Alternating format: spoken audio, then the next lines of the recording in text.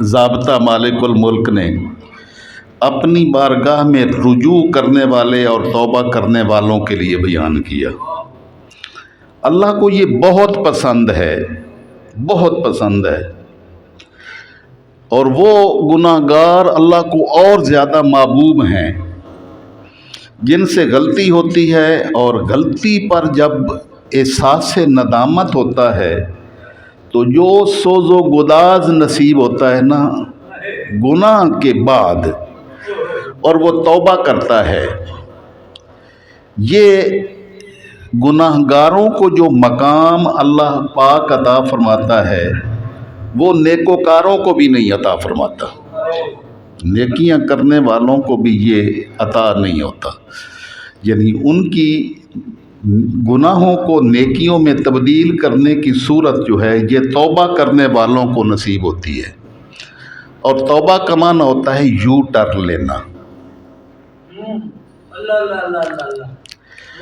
یہاں تو ہمارے ہاں تو یہ مروج ہے کہ جو یہ سمجھے کہ مجھ سے غلطی ہوئی اور میں غلط راستے پر جا رہا تھا اور میں نے اپنی منزل غلط متعین کی ہے،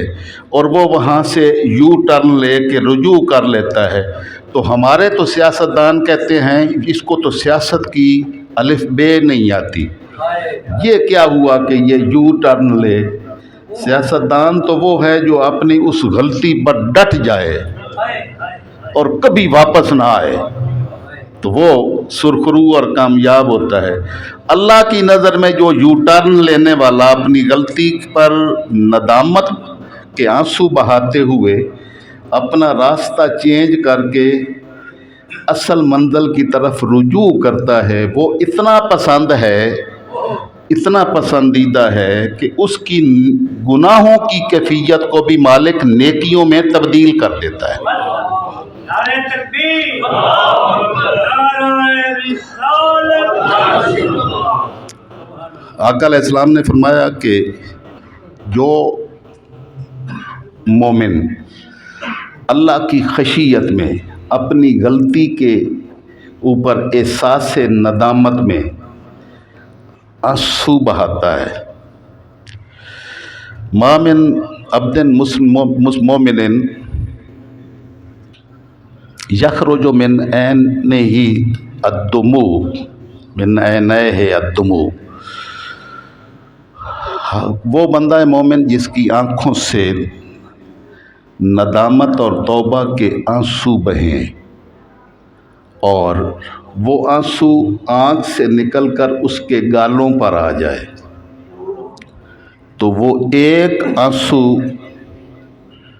وَلَوْ كَانَ بِرَأْسِ الذُّبَابِ، اگر وہ اتنا چھوٹا سا آنسو بھی ہو جیسے مکھی کا سر ہوتا ہے، یہ آقا علیہ السلام نے اس آنسو کی کیفیت بھی بیان کی۔ بعض کو تو بڑے موٹے موٹے آنسو نصیب ہوتے ہیں نا اللہ کی بارگاہ میں ندامت کے، لیکن آقا علیہ السلام نے اس معمولی سے آنسو کا تذکرہ کیا کہ جو ندامت کا آنسو بہاتا ہے اور وہ مکھی کے سر جتنا ہوتا ہے، تو اللہ حرم اللہ علیہ النار، تو اللہ پاک النار، اللہ پاک اس کو دوزخ پر حرام کر دیتا ہے۔ یعنی وہ جس کو ندامت کا اتنا سارا آنسو نصیب ہو جائے اس کو مالک الملک دوزخ پر حرام کر دیتا ہے، یعنی دوزخ کی آگ اس بندہ مومن کو چھو نہیں سکتی اس ایک ندامت کے آنسو کے صدقے میں۔ اب اس آیت کی طرف واپس آئیں تو اللہ پاک ان کے گناہوں کو نیکیوں میں بدل دیتا ہے، لیکن یہ ان کے لیے ہوتا ہے جن کو ندامت کے آنسو خشیت کے ساتھ نصیب ہوں۔ اما من خاف مقام ربہ ونہى النفس عن الہویٰ، وہ شخص جس کو اللہ کی بارگاہ میں کھڑے ہونے سے خوف آ گیا کہ میں کون سا منہ لے کر اپنے رب کی چوکھٹ پر حاضری دوں گا۔ ہمارے تو احوال جو ہے نا وہ اس طرح کے ہیں کہ ہم نے تو یہ سمجھا ہوا ہے ہم نے تو مرنا ہی نہیں ہے، ہم نے تو سارا ادھر ہمیشہ کے لیے رہنا ہے، حالانکہ ساری دنیا کو دیکھتے ہیں کہ ہر کوئی چلا گیا ہے، حتیٰ کہ انبیاء کرام بھی تشریف لائے تو وہ بھی واپس تشریف لے گئے۔ اس حقیقت کو بھی ہم ماننے کے لیے تیار نہیں ہیں، اور یہ ایسے ہے کہ بس ساری زندگی ہم نے یہاں ہی رہنا ہے، اور یہی جو مال دولت کی کمائیاں ہیں اسی کے پیچھے لگے ہوئے ہیں، اور یہ دیکھتے ہوئے بھی کہ آئے بھی خالی جیب تھے، بلکہ اس وقت تو لباس بھی نہیں تھا، اور واپس اگر لباس ہوا تو وہ سفید کفن ہوگا، خالی ہاتھ ہوگا، اس میں جیب بھی کوئی نہیں ہوتی، کچھ بھی ساتھ نہیں لے جانا۔ یہ سارا کچھ جاننے کے باوجود انسان کی ہوس ختم بھی نہیں ہوتی۔ الہاکم التکاثر حتی زرتم المقابر۔ تو آقا علیہ الصلوۃ والسلام کا ایک ارشاد گرامی ہے، اس توبہ کرنے والے اور مغفرت طلب کرنے والے، اللہ کی بارگاہ میں رجوع کرنے والوں کو مالک الملک جو ان کی گناہوں کی کیفیات ہیں اس کو نیکیوں میں کیسے بدلتا ہے۔ مسلم شریف کی حدیث ہے، آقا علیہ الصلوۃ والسلام نے ارشاد فرمایا کہ قیامت کے دن ایک بندے کو اللہ کی بارگاہ میں کھڑا کیا جائے گا، اور اللہ کی طرف سے ارشاد ہوگا کہ اس کے جو چھوٹے چھوٹے گناہ ہیں نا وہ ذرا اس کے سامنے بیان کرو، اس کا نامہ اعمال کھولو، اور جو اس نے چھوٹے چھوٹے گناہ غلطیاں کی تھی نا وہ اس کے سامنے رکھے۔ اب بندے کے سامنے جب نامہ اعمال آئے گا اور وہ غلطیوں کا بیان ہوگا تو وہاں یہ ہماری پاکستان کی عدالتیں نہیں ہونی ہیں جس کو جس طرح مرضی خرید لیں اور اپنا فیصلہ اس سے جیسے مرضی لے لیں، وہاں یہ تو ہونا نہیں ہے۔ وہاں تو وہ مالک، اس کی عدالت ہوگی، گواہ ملائکہ ہوں گے، اور وہ سارا جتنا کچھ زندگی کا پورے عمل کا ایک صحیفہ تھا وہ سامنے ہوگا۔ اب جو چھوٹے چھوٹے گناہ سامنے رکھے جائیں گے تو اب انکار نہیں کر سکے گا کہ ہاں کہ میں نے یہ نہیں کیے۔ اب وہ جب چھوٹی چھوٹی غلطیاں سامنے بیان ہوں گی تو وہ ڈر رہا ہوگا کہ یہ تو معمولی سی باتیں تھیں، میں نے تو بہت بڑے بڑے گناہ اور بڑے بڑے پاپ کمائے تھے، اگر وہ بڑے بڑے گناہ کھل گئے تو کیا بنے گا، یہ تو ابھی جو بیان ہوا ہے یہ تو چھوٹی چھوٹی غلطیاں ہیں۔ سبحان اللہ۔ تو تاجدار کائنات صلی اللہ تعالیٰ علیہ وسلم نے ارشاد فرمایا کہ اس کے سامنے وہ چھوٹے چھوٹے گناہ رکھے جائیں گے، بیان کیے جائیں گے، تو وہ بڑے گناہوں سے ڈرتا ہوا کہ میرے اگر وہ گناہ کھل گئے تو کیا بنے گا،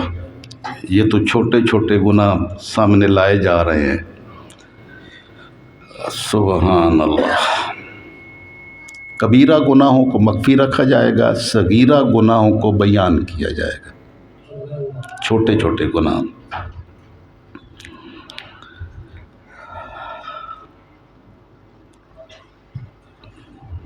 پھر اس سے پوچھا جائے گا کہ تو نے فلاں فلاں گناہ یہ کیا ہے، وہ اقرار کرے گا ہاں باری تعالیٰ کیا ہے۔ بڑے گناہوں سے بہت زیادہ خوف زدہ ہوگا، چھوٹے کا اقرار کرے گا۔ اللہ تعالیٰ فرمائیں گے کہ اس کو، ملائکہ کو حکم دے گا کہ اس کو ہر گناہ کے بدلے میں نیکی عطا کر دو، ہر گناہ کے بدلے میں نیکی عطا کر دو۔ یہ آیہ مبارکہ اولئک فاولئک یبدل اللہ سیئاتہم حسنات، یہ وہ منظر ہوگا کہ اس کی نیکیوں کو، گناہوں کو نیکیوں میں مالک تبدیل فرما دے گا۔ جب وہ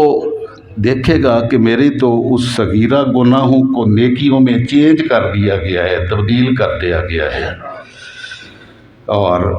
گناہوں کے بدلے نیکیاں مل رہی ہیں۔ تو یہ انداز مالک الملک کا بڑا ہی عجیب انداز ہوگا۔ تو اس وقت جب وہ سمجھے گا کہ مالک کی کرم نوازیاں اپنے عروج اور اپنی انتہا پر ہیں، اس کے فضل و احسان کی اتنی انتہا ہو رہی ہے، تو تاجدار کائنات صلی اللہ تعالی وسلم نے ارشاد فرمایا کہ وہ کہے گا کہ باری تعالیٰ میں نے تو اس سے بڑے بڑے گناہ بھی کیے تھے، تو صرف یہ چھوٹے گناہ سامنے رکھے ہیں، تو ان کو بھی کھول دے جو بڑے گناہ تھے۔ تو تاجدار کائنات صلی اللہ تعالی وسلم اس بندے کے اس بیان پر اتنا ہنسے کہ آپ کے دندان مبارک سامنے ظاہر نظر آنے لگے کہ بندے کی بھی کیا حیثیت ہے۔ جب یہ دیکھتا ہے نا کہ کہیں مل رہا ہے تو پھر اس کے لینے کی بھی کوئی انتہا نہیں ہوتی۔ جب جیسے نافرمانیوں میں کوئی انتہا نہیں ہوتی، اسی طرح لینے میں بھی انتہا نہیں ہوتی۔ تو آقا علیہ السلام نے اس آیہ مبارکہ کی گویا تشریح فرمائی، اور مفسرین نے بیان کیا کہ اس کی بنیاد کیا ہے، کہ غلطیوں کے بدلے میں نیکیاں کیسے ملتی ہیں۔ تو انہوں نے فرمایا کہ جس شخص کو مالک الملک اپنی بارگاہ میں توبہ اور ندامت کی کیفیت عطا کر دیتا ہے تو مالک کی کرم نوازیاں اتنی ٹوٹ پر اس پر نازل ہوتی ہیں کہ وہ کسی حساب کتاب میں نہیں آتی، اور اس کی غلطیوں کو بھی مالک الملک اپنی بارگاہ میں نیکیاں شمار کر لیتا ہے۔ اور اللہ نے فرمایا ما یفعل اللہ بعذابکم ان شکرتم وآمنتم، اے میرے بندو، اللہ کو کیا پڑی ہے کہ تمہیں کسی عذاب میں مبتلا کرے اگر تم ایمان لاؤ اور اس کی بارگاہ میں شاکر بندے بن جاؤ۔ اللہ چاہتا ہے کہ وہ اپنے بندوں کو بخشے، اس کی مغفرت اور بخشش کا اہتمام کرے، بس یہ بندے پر منحصر ہے کہ وہ کتنا اللہ کی بارگاہ کی طرف رجوع کرتا ہے۔ وہ اس کی بارگاہ میں رجوع کرنے والوں کو کبھی بھی مایوس نہیں لوٹاتا، بلکہ اپنی کرم نوازیوں کی انتہا کر دیتا ہے۔ سید الانبیاء صلی اللہ تعالی وسلم کو اللہ پاک نے لامکان کی رفعتوں میں معراج کروایا، اور محبوب کے غلاموں کی معراج یہ ہے کہ وہ اس کی بارگاہ میں ندامت کا آنسو بہائیں اور اس اپنی پیشانی اور جبین نیاز کو اس کی بارگاہ میں رکھ دیں، تو مالک کی کرم نوازیوں کی انتہا نہیں رہتی۔ وہ اتنا عطا کرتا ہے، اتنا عطا کرتا ہے، اور اتنی بخشش اور مغفرت اور کرم نوازیاں فرماتا ہے کہ انسان کے وہم و گمان اور تصورات میں بھی نہیں آ سکتی۔ تو یہ معراج مصطفیٰ صلی اللہ تعالی وسلم کا تحفہ حضور صلی اللہ علیہ وسلم کی امت کے لیے بھی ہے کہ ان کو راہ مکان کی رفعتوں میں لے گیا، اور محبوب کے غلاموں کے لیے مالک نے اپنی بخششوں کی انتہا کر دی کہ جو شخص بھی جتنی کرم نوازیوں کی تمنا لیے اس کی چوکھٹ پر حاضری دیتا ہے، تو مالک الملک کو وہ توبہ کرنے والے، وہ ندامت کا اظہار کرنے والے اتنے پسند ہیں کہ وہ مالک کبھی ان کو رد نہیں کرتا، بلکہ